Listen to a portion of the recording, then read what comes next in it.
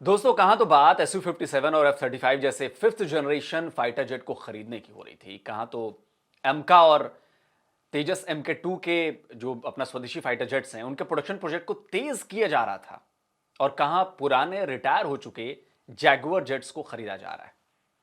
प्रधानमंत्री नरेंद्र मोदी 3 देशों की यात्रा के आखिरी पड़ाव पर हैं और उनका आखिरी पड़ाव ओमान है। प्रधानमंत्री मोदी के ओमान पहुंचने से पहले ही खबर आ गई कि ओमान 20 जैगुआर जेट्स भारत को देने के लिए तैयार हो गया है। लेकिन आप जानकर हैरान हो जाएंगे कि ये कोई नए नवेले एयरक्राफ्ट्स नहीं है, बल्कि ओमान ने खुद इन्हें 1974 से 1982 के बीच यूनाइटेड किंगडम से खरीदा था। करीब 37 साल की सर्विस के बाद ओमान ने इन जैगुआर जेट्स को 6 अगस्त 2014 को रिटायर भी कर दिया था।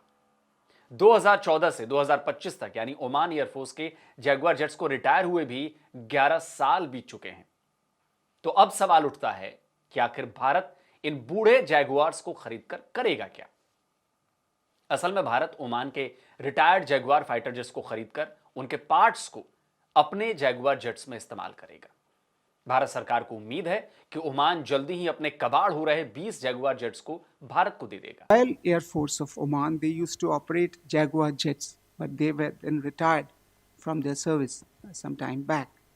Now they are having many spares of these aircrafts, which they would be are willing to transfer to us in the near future, and we are expecting that the supplies of those spare parts are likely to come in the coming days.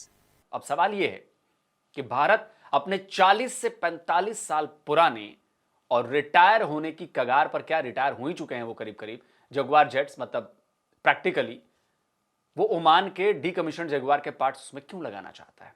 दोस्तों, इसके पीछे सबसे बड़ी वजह है भारत सरकार का fifth generation fighter jets की खरीद को लेकर डायलेमा में फंसना और स्वदेशी फाइटर जेट के प्रोग्राम में हो रही जबरदस्त देरी।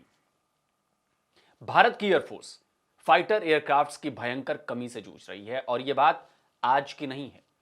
डिफेंस एक्विजिशन काउंसिल ने 29 जून 2007 को, यानी कि आज से 18 साल पहले, 126 medium multi role combat aircraft की खरीद के लिए acceptance of necessity for procurement को मंजूरी दे दी थी। इसके बाद 2012 में 126 medium multi role combat aircraft और 18 फ्लाईवे कंडीशन के राफेल जेट्स की डील भी की थी, लेकिन 2014 में इस डील को भारत की तरफ से होल्ड कर दिया गया और नए सिरे से राफेल जेट्स की डील की गई।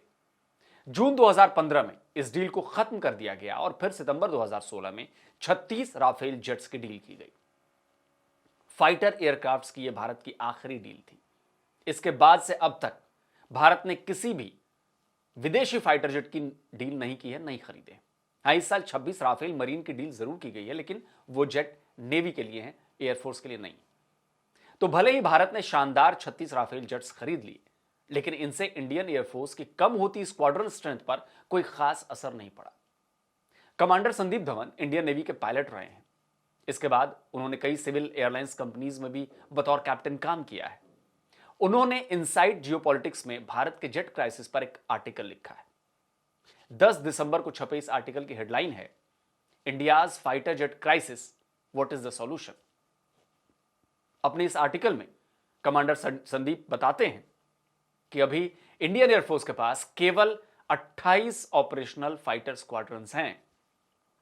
इनमें Su-30 MKI के 12 स्क्वाड्रन्स, MiG-29 UPG यानी अपग्रेड के 3, सेपेकैट जगुआर के 6, मिराज 2000 के 3, LCA तेजस MK1 के 2 और राफेल के 2 स्क्वाड्रन है। इंडियन एयरफोर्स को कम से कम 42 स्क्वाड्रन चाहिए, लेकिन है कितने? केवल 28, यानी 14 कम हैं। इतना ही नहीं, अगले 5 साल में MiG-29, जैगुआर और मिराज 2000 का भी रिटायरमेंट फेज शुरू हो जाने वाला है और 2035 तक इन्हें फेज आउट कर दिया जाएगा। वैसे तो इन्हें बहुत पहले हो जाना चाहिए, यानी 2030 से 2035 के बीच में 11-12 स्क्वाड्रन और कम हो जाएंगे। इसका मतलब यह हुआ कि 250 से 260 जेट्स आउट ऑफ सर्विस हो जाएंगे। हाँ, तब तक तेजस MK1 MK2 के कुछ स्क्वाड्रन जरूर आ जाएंगे, लेकिन फाइटर जेट्स का इतना बड़ा गैप भरना बहुत मुश्किल है। इसी वजह से भारत ने ओमान से रिटायर्ड जैगुआर मंगाने का फैसला किया, ताकि उनके पार्ट से अपने जैगुआर की मरम्मत की जाए और उनकी जो लाइफ स्पैन है उनका, वो 2035 तक खींचा जा सके। जैगुआर पर इंडियन एयरफोर्स को जबरदस्त भरोसा भी है। डीप स्ट्राइक करने के मामले में ये फाइटर जेट आज भी बहुत ज्यादा दमदार है। और तभी भारत ने ओमान से रिटायर किए जा चुके जगुआर के पार्ट्स का इस्तेमाल कर अपने जेट्स को ऑपरेशनल बनाए रखने का फैसला किया है। असल में बात यह भी है कि 70 के दशक का जेट है, अब इसके पार्ट्स यूके में भी नहीं मिलते हैं। 2018 में भी भारत ने ओमान, फ्रांस और यूके से उनके रिटायर किए जा चुके जैगुआर्स के पार्ट्स जो हैं वो इंपोर्ट किए थे। फ्रांस से जैगुआर के 31 एयरफ्रेम मंगवाए गए थे, 2 एयरफ्रेम, 8 इंजन और 3,500 स्पेयर पार्ट्स ओमान से, जबकि 2 ट्विन सीट जेट और कई पार्ट्स यूनाइटेड किंगडम से लाए गए। यानी यह कहा जा सकता है कि हमारे जैगुआर के 6 स्क्वाड्रन भी डोनेटेड ऑर्गन से ही ऑपरेट हो रहे हैं। और अब एक बार फिर ओमान से 20 रिटायर्ड जैगुआर जेट मंगवाए जा रहे हैं ताकि उनके पार्ट्स का इस्तेमाल किया जा सके, अपने जैगुआर जेट्स को जिंदा रखा जा सके, चलाया जा सके। लेकिन सवाल उठता है कि आखिर कब तक ऐसा ही चलेगा। भारत पर पाकिस्तान और चीन की तरफ से दबाव लगातार बढ़ता जा रहा है। चीन और अमेरिका की मदद से पाकिस्तान की एयरफोर्स की ताकत मजबूत हो रही है। दूसरी तरफ हमारी एयरफोर्स में फाइटर जेट्स लगातार कम होते जा रहे हैं। और कम क्या, यह कहना चाहिए कि इनकी संख्या खतरनाक स्तर तक कम हो चुकी है।